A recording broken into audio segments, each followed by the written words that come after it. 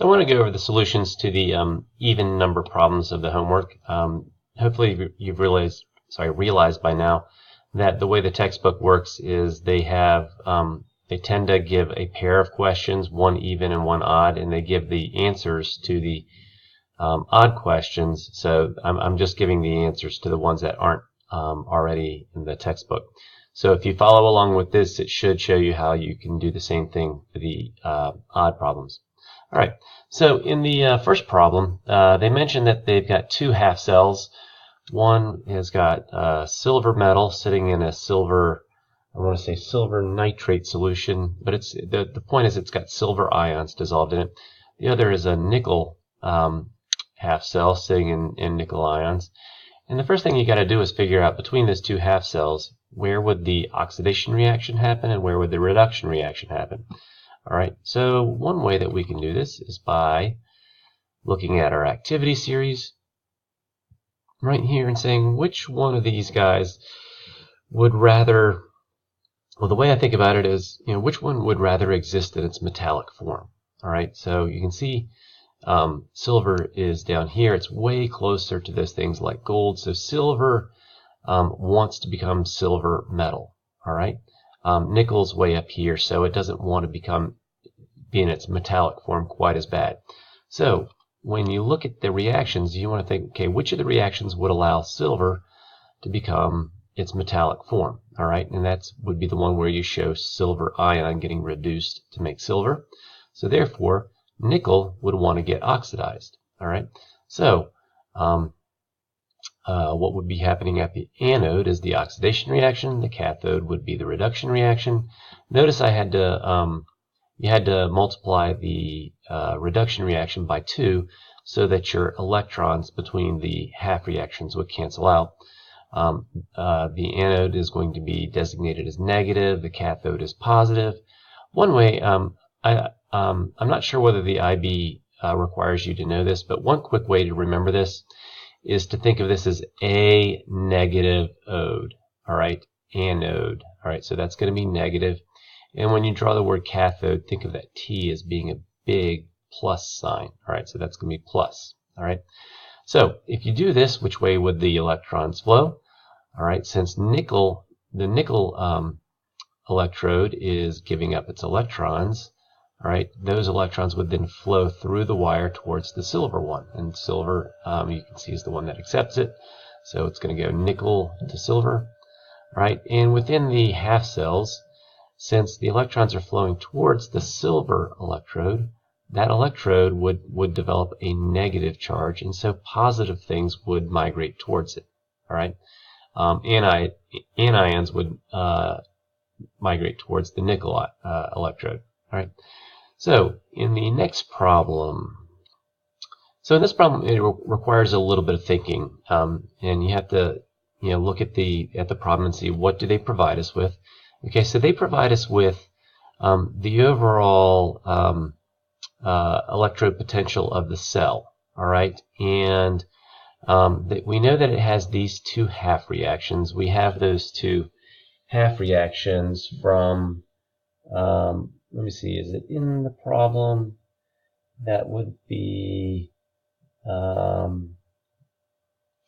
okay, so in the problem they give you the overall balanced reaction, and you can break that up into the oxidation and reduction half reactions. All right, so what do we know? All right, well, again, we're using data from the textbook. I don't believe this half reaction is in your data booklet, but when I'm doing this as the standard oxidation potential of this reaction right here, and you'll notice that's not actually what's in the appendix. All right, what's in the appendix is this reaction right here, and it gives a reduction standard potential. All right, and that's negative 0.403. So if you notice that the actual reaction that we have is an oxidation, and so it's the opposite of this right here. So all we have to do is say that if we write this as the oxidation, then that standard potential would just be the reverse of what it is. So that becomes a positive 0.403. All right. So We don't know what the standard reduction potential of this is right here, but we do know that the standard potential of the cell is the standard potential of the oxidation half reaction plus the standard potential of the reduction. All right, so let's fill in what we know. All right, again, that comes from that value right there. And we just solve for this right here, and we get 0.63. And one thing that you probably notice is I rounded at the hundredths position, and that's because this is an addition subtraction procedure, and therefore you would apply your sig fig rules and round it at that place. All right. So if we're going to draw a little diagram of this, here's your cadmium electrode. This would be the anode, because it's the thing that is getting oxidized. When it gets oxidized, it loses those electrons, which flow this way. The cations, the atoms which lose the electrons, would float out into solution as the ion. Here's your salt bridge.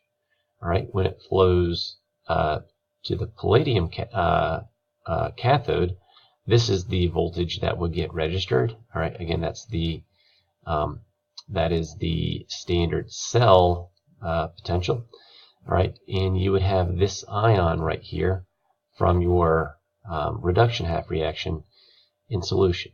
All right, so one thing I do want to point out about this is that this is the standard potential.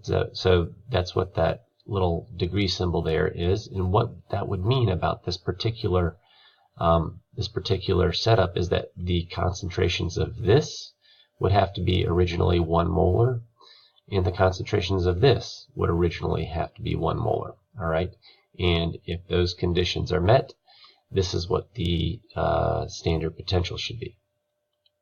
Okay, in 2016, this is probably the problem that is, if there's any of these problems you really need to make sure you understand, it would be this one. All right, so what they do is they give you they actually give you the balanced reaction, and we can break these up into the oxidation and reduction half reactions. And the standard way to solve these is just to say that the standard potential of the cell is the standard oxidative potential plus the standard reductive potential. And remember, these are the potentials compared to a hydrogen electrode, but since you're comparing both of these guys to that hydrogen electrode, it allows you then to compare them to each other. All right. So if we use the data in the appendix or in the your data booklet, remember that the way these things are written is as reduction reactions. So what we want to do is we want to look at this and say, well, which one's the reduction? This guy right here is the reduction. So we would just write down its value exactly the way it says in the data booklet. So for the other one, well, you'll notice here for aluminum, this is written as the reduction. All right, so that the reaction that's actually happening in our reaction is the oxidation, which is this going in reverse. So it's going from right to left, and all you have to do is say that it's an oxidation, and it's going to be the positive value of this. All right, so that's what we've done right here. So we've just changed the sign. All right, and then to figure out the electromotive force of the cell, we just have to add those two things together, and this is what you would get.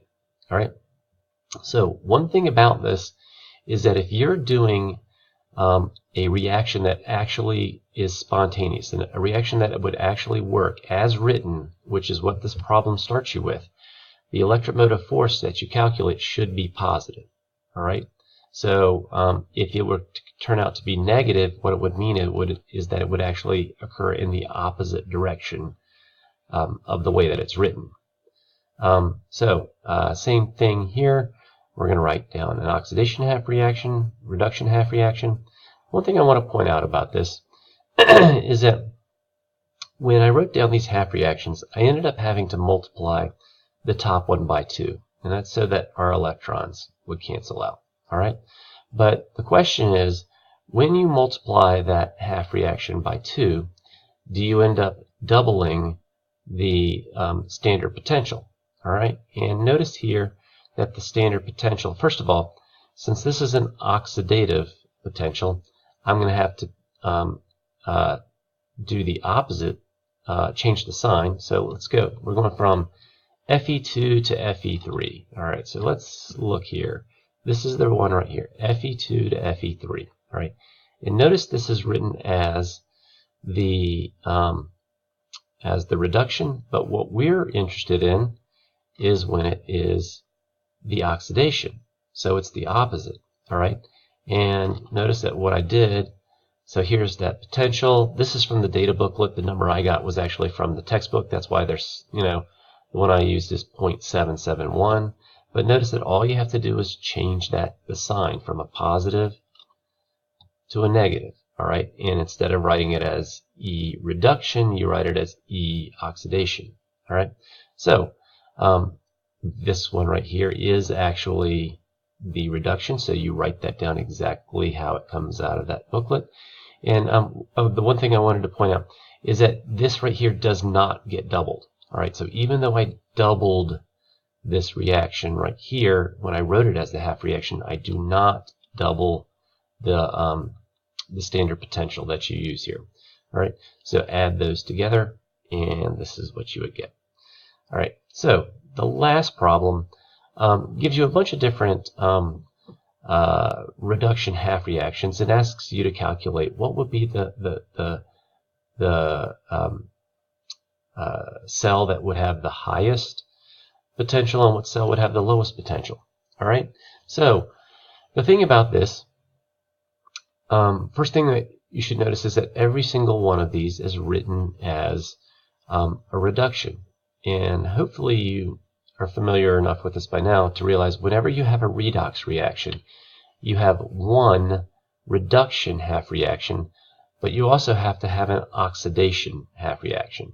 So in order for these guys to make an electrolytic cell or a voltaic cell, you have to have it so that one of these is going to be drawn as is, but the other one is going to be reversed. All right, so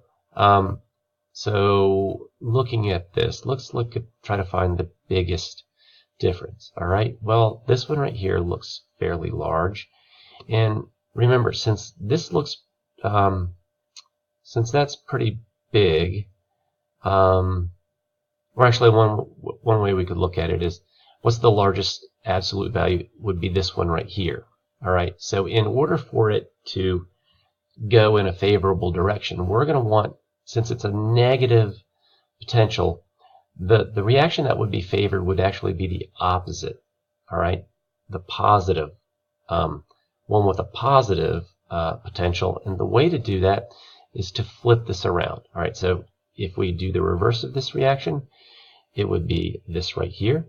And so then we want to look at something that's, we need a reduction reaction that's got a large value, and of the remaining things, this has the most this reduction reaction has the most positive. So if I add these two together here, that would give you the one with the highest total. All right, which would be this right here. All right, so if we write that as a balanced reaction, it would look like this. All right, we just add those. Remember, we just flip this first one around the other way. And that's all you have to do, because these both involve 2 electrons. So those 2 electrons would cancel out. All right. So which one would be the smallest? We're going to try to find the ones that would pair up so that they have the smallest total when you add them up. All right. So these two guys right here look like good candidates. First of all, so they have the smallest absolute values, and we know one of them's got to exist as an oxidation instead of a reduction. So we can do that by turning this guy right here around, and the way we know that is by looking and seeing which one would prefer to get oxidized and which one reduced. All right, and so we turn this guy around, and the one thing though that we have to do is notice that this is per 1 electron and this is per 2 electrons. So I end up having to multiply this one by 2 before I add them together. All right, so